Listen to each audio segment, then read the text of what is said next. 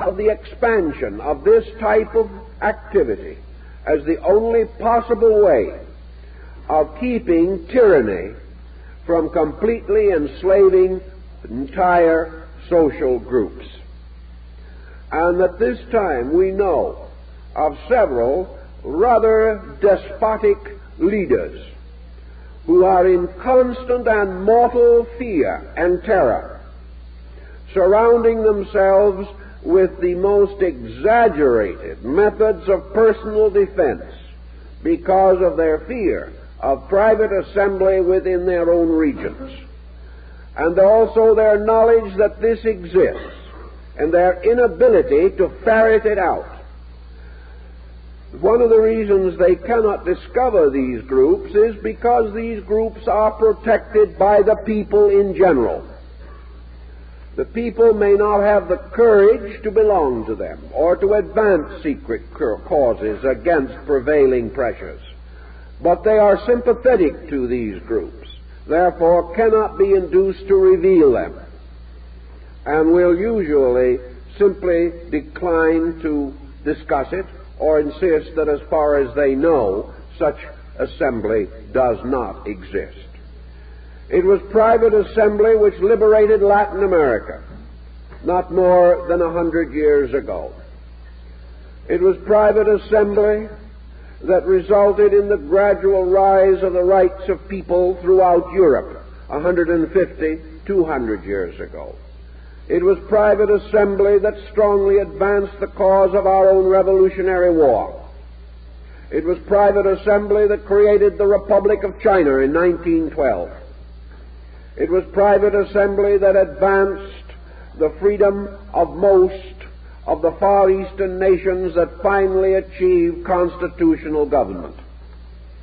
This secret assembly must therefore continue, inasmuch as the need for it also continues.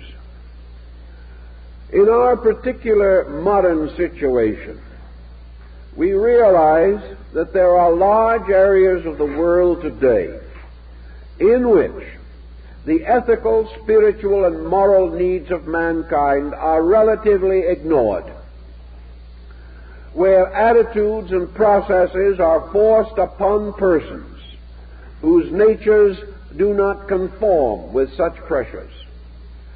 There has been a considerable enslaving of intellectuals. There has been a powerful trend against the rights of the individual to life, liberty, and the pursuit of happiness. And we may say that life, liberty, and the pursuit of happiness, these words, this statement, was once the secret statement of a secret society. This statement moved Europe nearly 200 years ago and brought about the tremendous change which was a powerful social advance for mankind. We know, therefore, that today, behind barriers, wherever tyranny exists, there is a constant and desperate determination to resist. That these resistant movements arose in World War II in the form of the famous underground movements. These movements certainly were not religious, primarily, although the concept of religion moved with them. They were not essentially philosophical, yet they demanded obligations, and they tried and tested those who sought to join them. And these testings and trials were for the same purposes as ancient rites, namely to prove that the candidate could be entrusted with responsibility of knowledge, knowledge which, if misused, might destroy the other members of a fraternity. This type of thinking is going on strongly today. It is probably active in 2/3 of the world, and it is active toward ends which we here in America regard as highly desirable ends leading to universal tolerance, universal education, universal opportunity, universal liberty. These are the essential principles of the modern secret society. Such societies also, of course, exist on purely specialized levels, as your educational societies, your Greek letter societies, and things of that nature. These are usually honor societies, toward which the individual aspires in order that he may prove his unusual proficiency or advancement in some subject. But even today, most of these honor societies in areas outside of our own are bound into the general picture. And this general picture has become considerably confused in the last 25 or 30 years. During most of the 19th century, secret societies that had brought peoples to various degrees of security have moved and created from themselves leaders, for most leadership was backed by some pressure. Had it not been so backed, it could not have moved forward against an entrenched tyranny. These leaders were individuals apparently, but had they not received help of some kind, usually secret help, they would not have been able to survive to achieve the reformations which they accomplished. But during the 19th century, most of this pressure let down. It looked as though the world was moving forward inevitably and magnificently toward a better state of things. It is true that there were wars, there were troubles in those days, but these troubles were comparatively isolated, one arising here, one arising there. And most of these troublous situations were envisioned as means of accomplishing a further advancement of man by removing some obstacle to that advancement, or by binding divided and discordant groups into some larger and more comprehensive pattern. The general trend, therefore, was for the secret society to move into fields essentially less vital than that of an earlier date. We find them, therefore, strongly advancing on the levels of trade unions and guilds. We find the rise of various movements intended to improve and protect various crafts and arts. We also find the rise of benevolent and fraternal orders, or the gradual transformation of earlier societies into these specializations. The Hun Society in China, for example, after it had achieved the democracy, turned to labor situations and the internal protection and advancement of its underprivileged classes. There was a respite, and the individuals believed that the great work had been accomplished, that man would never again fall under the kind of tyranny from which it had emerged in the long and difficult period from the Dark Ages. In the last 25 years, the situation has been almost completely reversed. Today, tyranny looms large. The rights of man have been undermined in numerous areas. Most of all, materialism is rampant among groups on the ground that it is only by the extinction of ideals that slavery can be perpetuated. Materialism leads inevitably toward the acceptance of slavery. It removes from the individual his vision of greater spiritual value, and in this way takes away from him his basic impulse to defend and protect such value at all cost. So we have today a world which perhaps is not much better off in total than it was 500 years ago. It knows more, it is richer, and in some areas, such as the Western Hemisphere, its progress continues at a reasonable rate. But for the rest of the world, life is closing in, and has closed in for a number of years. It has reduced its boundaries to medieval fortresses. It has divided its projects and purposes, and under the general name and term of mechanistic progress, it has lost sight of most of the values that are real and dear to the private citizen. The family is attacked. The home is attacked. The right of private assembly is attacked. The privilege of free vote is attacked. The right to worship, to have convictions, is either attacked or ridiculed. And by degrees, the private citizen is reduced to the state in which the need for private assembly is strongly re-emphasized.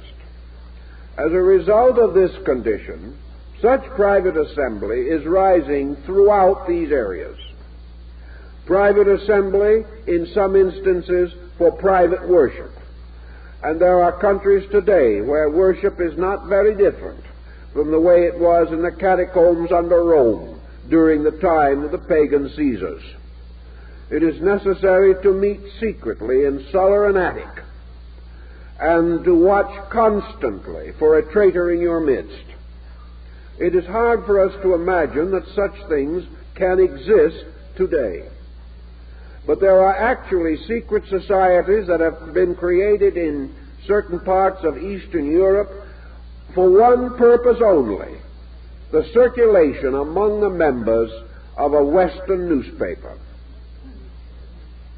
Something which could and might very likely cause the most terrible penalty if any one of that little circle should betray the others. It is a little hard for us to imagine all this, but it is true. Now, your secret society, moving into a situation, moves in with a tremendous traditional background. All through Eastern Europe, secret societies existed from before the beginning of the Christian era. These secret societies had long and illustrious histories of fighting for the right of these peoples to exist, to overcome the restrictions and limitations of arbitrary aristocracies. These secret societies struggled for freedom from serfdom, the establishment of citizenship, the right to possess property, the right to educate children, the right to pray, the right to read and write. These things were fought for with every ounce of courage that human beings possessed. There were numerous martyrs toward these ends, and some very hideous and horrible things happened beyond almost the imagination of modern man. He cannot see how anyone could so persecute another for such reasonable and commendable objectives. These societies were and still are known to the peoples of these countries. They are part of the tradition of these peoples, like the famous Bogomils of the Balkans and other groups, constantly struggling until they attained a measure of achievement and made possible the glimpse of a better way of life. Then came an opening of Europe. Opportunity, travel brought visitors, education increased, schools sprang up everywhere. Freedom of culture began to be enjoyed, in some cases comparatively moderate, but at the same time far in excess of that which previously existed. Then all of a sudden, with two great world wars, this progress was stopped in its tracks. Things began to go back. to the medieval, to the incredibly limited and restricted. And the natural tendency of all these peoples was to fall back upon tradition, upon the traditional struggle of their great and venerated heroes to achieve these ends which men knew were right. Thus, societies that had either been extinct for several hundred years were brought back to life, or those which had changed their purposes to more benevolent or fraternal ends were rededicated to their original projects. And out of the general situation has risen a network of secret societies. These, many of them, with strong political purposes, because there seems to be no other way of breaking through the tyranny that now oppresses them. Most of these societies are created out of groups of so-called ordinary citizens. Sometimes from such a group will arise, as has occurred in the past, a brilliant leader. But because these societies are built from the people and not from the so-called oligarchy or leading group, these societies are for the most part not only patriotic but religious. They represent, again, the demand for spiritual consolation and strength, and the right to preserve and protect worship, and to bring their children into direct contact with valuable ideals. These parents have observed the detrimental effect of the prevailing policies upon the young, how their children are losing the ideals and principles which are the basis of good citizenship in a free world. They therefore desire to restore this right of citizenship and to privately instruct their children against the common pressure of public instruction. Thus, in almost every bracket of life, the public way is antagonistic to the private conviction of the citizen. He meets this by strengthening his own position, and in union there is strength. Therefore he unites with others of his kind in a protective alliance, re-establishing the ancient ceremonies of initiation in order to protect himself against the possibility of treason. It is impossible to say at the present time how many persons are actually involved in such societies. We see the different types appearing in a fleeting manner in our own country, and there is scarcely a mail that comes into the office which doesn't have some kind of advertising or publicity, even here, relating to organizations rising up or continuing for various purposes, either benevolent or not benevolent. Sometimes the society is a distinctly unpleasant entity, one which is created simply to preserve bigotry or to protect tyranny of some kind. On the whole, however, particularly where the need is great, the society is benevolent. It is only in a secure civilization that societies can afford to bicker and can afford to establish unhealthy programs. In your oppressed areas, there is neither inclination nor time for such extravagances. Out of all of this thinking, then comes the archetypal fact, resting in ourselves, of the importance of the individual maintaining certain individuality, even where a civilization is comparatively adequate. I think that the great struggle of the secret society today follows the secret impulse of man himself, and that is the impulse to be oneself against what appears to be a majority pressure. Today, the person struggling to keep his values, finds that for many reasons these values are continually being undermined. Here in the West, the preservation of value is possible, inasmuch as we have freedom of assembly and freedom of worship. But some way, as in other times, we are not convinced that all of the advantages that we have are best suited to our needs, or that we are making the best possible use of our various advantages.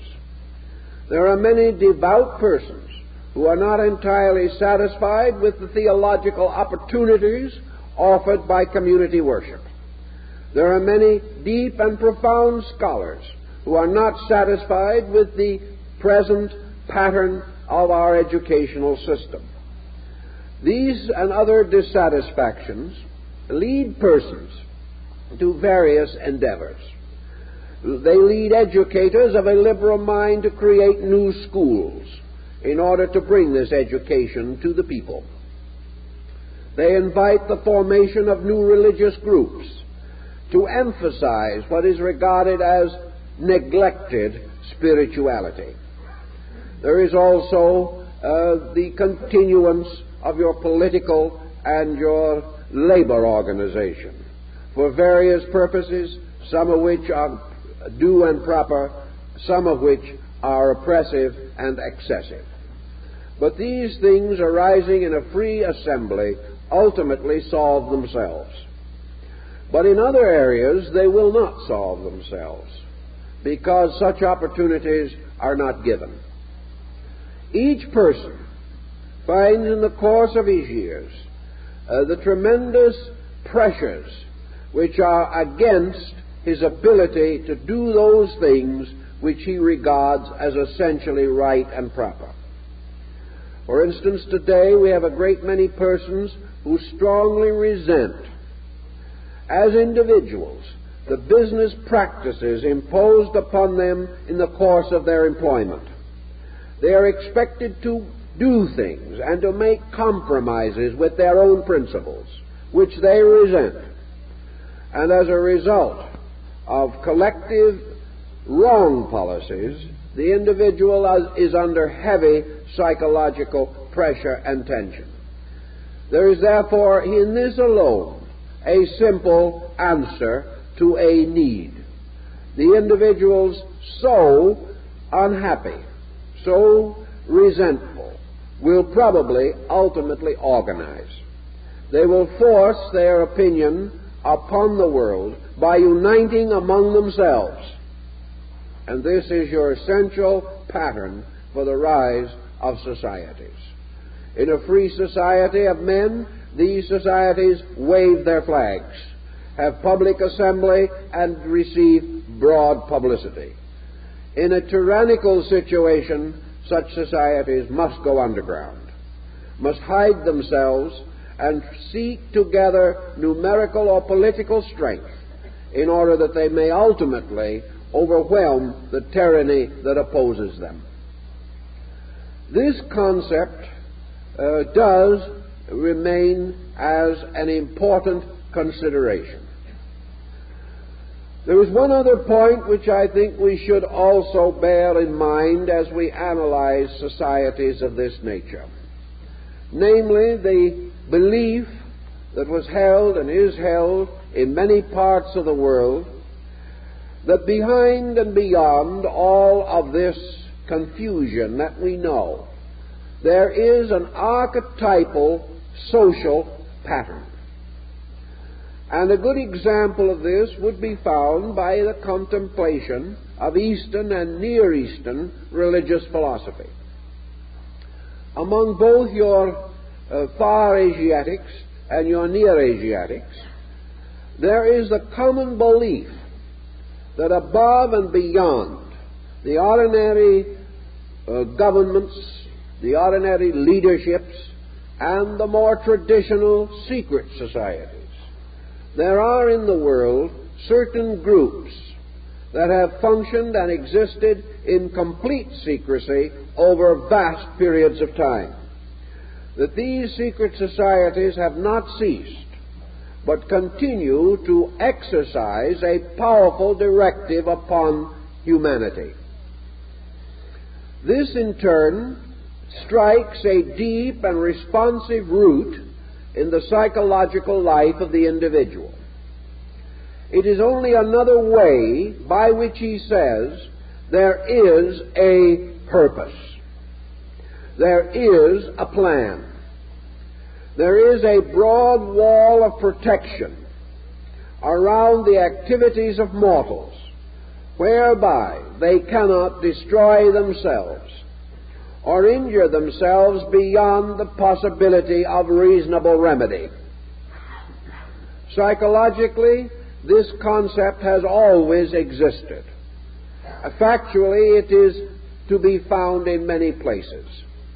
It is not easy for us to accept such an idea, perhaps, but if you are on the caravan trail out of Samarkand or some place of that nature, and you sit down with the native peoples, with the men of the desert, who live in their own strange, distant region, facing the immediate problems of life as we do not have to face them anymore. And you hear what they say, and you think with them. You suddenly perceive, as it were, a world of overtones, real to these people. And after you have discussed with them, these overtones become strangely real to you, because you have been moved out of the simple security of your own way of life into another pattern. I think we may safely say that half of the people of the earth today believe that between God as a supreme principle and man as the projection of that principle into society, that between these there are intermediaries, that there are always in the world certain God-enlightened prophets, certain great teachers, wise ones, as mentioned in the scriptures of every people, including the Christian scriptures, that this world is not suspended in a void, that we are not left without certain resources, and that if we wish to regard these resources as arising from an archetypal government within ourselves, then psychologically there is at the root of us a tremendous archetypal fraternity, a fraternity of purposes by which individuals are bound together at their sources, even though they are widely diversified and divided in their developments and in the periphery of their existences.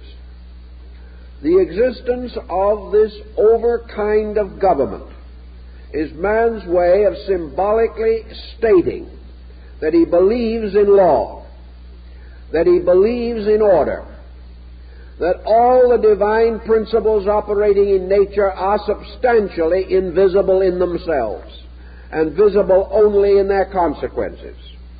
Yet these invisible principles are continuously conspiring, and conspiring with evidence of rational directive toward the improvement of man and the protection of those values which man has come to regard as indispensable.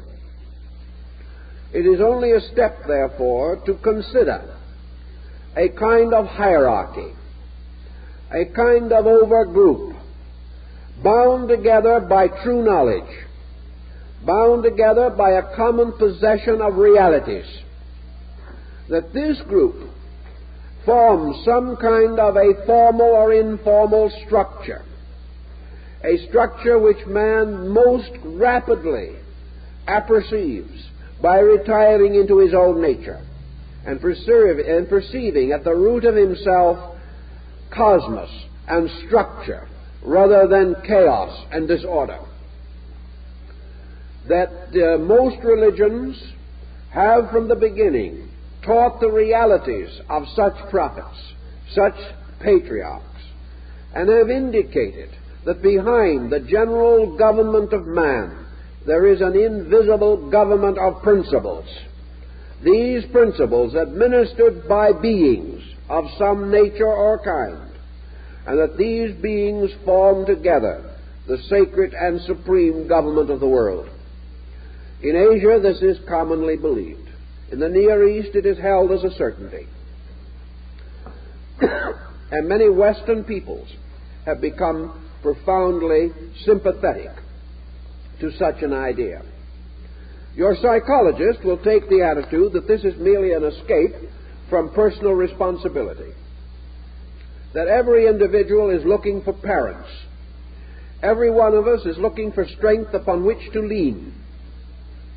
We all wish to believe in some protection, some protective force, and we are unwilling to look upon community protection as sufficient. We are not willing to look upon our physical, political government as solutional, for the reason that in our serious contemplation we are unable to justify that the leadership which we immediately recognize is adequate for our ultimate needs. Under these thoughts and conditions, we naturally turn, as man has from the beginning, in the direction of faith. Faith being in reality our conviction of the reality of certain substance which we do not see, and yet without which life is meaningless. We look into ourselves. We cannot see our own life, yet by this life we live, and from it is suspended all that we do. We cannot see our thought, yet by this thought we become reasonable beings. We cannot see the life that nourishes things, but we behold them to be nourished. Thus we cannot entirely overcome the belief that there resides in invisibles principles, powers, energies, and for that matter, rationalisms, which are not apparent immediately in themselves, but the reality of which we must accept in order to preserve our own integrities and rededicate ourselves to those ends which we know to be right. Ancient secret societies worshipped secretly the secret God. They worshipped a concept of a divine power moving continuously into life for the improvement of man. Modern human beings are not quite so convinced of this, yet in many parts of the world they have retained the old beliefs and strengthened them and rationalized them, and no amount of culture or westernization has been able to take it from them. Namely, that there is a tremendous preserving force administered intelligently by beings or persons who are party to the ultimate secrets of the divine purpose. That there are those as called God-illumined persons. And this illumination includes the conviction that there is a pattern, and that the laws, principles, and motions of society are governed from a root.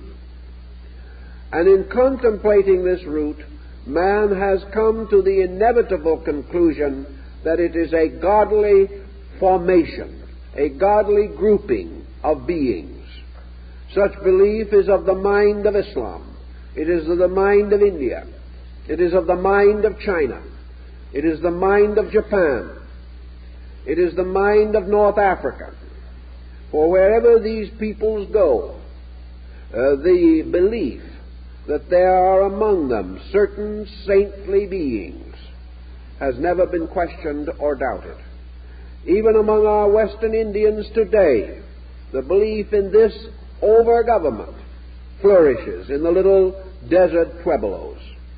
It flourishes also among the various religious sects of the area, both Indian and non-Indian. Everywhere there is the belief of an invisible intercession, a power moving in upon man and it has been normal to assume that this power is composed of an organization, a government over governments, an archetypal government such as Plato expressed in his doctrine of the philosophic elect. That this being conceivable to man means that it is, that it exists. For man cannot imagine or devise out of himself that which is inconsistent with the universal framework in which he functions. So many nations look to this over-government with the greatest hope that it will ultimately lead to their liberation. Such is the mind of China today. Such is the mind of India. For beneath and behind all other allegiances is the allegiance to the great gods that dwell beyond the snowy band of Himavat. These gods are not merely deities alone, walking the earth. They are the great gurus, the teachers of teachers, and from them spreads out the great religious educational system of Asia. And this educational system is grounded firmly in the belief in an invisible hierarchy of illumined beings, to whom men can aspire and attain and serve if they pass through the necessary trials and testings as in the ancient religious systems. This subject, of course, is highly controversial. But regardless of controversy, let us face it. There are many controversial things that we never question. We never question in our common religious thinking. For example, the forgiveness of sin. Yet this can be a very highly controversial issue. Many millions of people never question the vicarious atonement, although rationally it is impossible to demonstrate. Yet at the same time, they will question another concept that is foreign or strange to them, but no less reasonable. These concepts, therefore, will always be questioned by those to whom the need is not immediate, but to the 400 or 500 million Chinese who are seeking desperately at the present time to preserve themselves as a people against a comparative minority of materialistically trained autocrats. The belief in an infinite justice, infinitely manifesting and available to them from their ancient religion, their ancient faiths, and personified for them in their sages and teachers. Such beliefs are essential to survival, to the maintenance of a conviction. And this conviction will operate because out of the believing will come the strength to support that belief when practical evidence arises. In the Near East and in North Africa, the same situation prevails. The advent of the promised saint, the coming Messiah, is awaited throughout the Islamic world. The coming of another teacher is their great need. They believe firmly that this teacher will arise from the depths of the great secret assembly which they hold to be sacred. They believe definitely that it will rise out of the spirit and soul of Islam, locked in its mysterious hierarchy of sanctified but invisible teachers. They therefore wait patiently for the coming of their Ahmed, their beloved of all nations. They wait for the coming of the being in whom these attributes will appear. When he comes, Islam rises with him, because Islam is already conditioned for him. Everywhere, therefore, where men have traditions, they have traditions of these visible or invisible organizations. And wherever need arises, they revitalize them and use them as instruments against tyranny. Also in our private lives, we personally have a belief in a secret organization. We have a belief in the secret laws of God operating visibly in the world but substantially held in the divine mind, held as something held secret and sacred. And it is because we believe in these laws and believe in their ultimate manifestation to all men that we variously serve and endeavor and carry on the numerous activities of life with a good hope against the perils of the times. And because we have a belief that there is a divine authority behind all human authority, and that this authority operates in the world according to the will of the divine, through instruments selected for that purpose. Because of this, we are able to meet the future with serenity of spirit, whereas those not so believing live in continuously increasing tension and doubt. Thus, the ideas that there are positive and constructive forces continuously operating beneath the surface of society, such ideas help us to continue our own lives in a more constructive and benevolent manner, giving us the continuous assurance that we are laboring in the causes that are right, and that this right will ultimately succeed and will come to the full expression of itself. This is more or less the psychology behind the great religious and philosophical societies of the past. And this is the psychology which, moving from religion, has made political and social progress possible. Therefore, we have a continuing indebtedness to such societies until those times come in which their various noble incentives and purposes are so completely fulfilled that their need no longer remains. And this cannot be until the world is indeed one brotherhood of enlightened persons, working together for common good, preserving each other's rights and privileges as inalienable, and dedicated to common security and world peace. When these things happen, then we will see, as the ancients said, the mysterious temple of the mysteries, born and fashioned in this world, and that our entire way of life will be a sanctuary of divine powers. This was their ancient dream, and it survives to guide, instruct, and inspire us in our modern way of life. Time's up.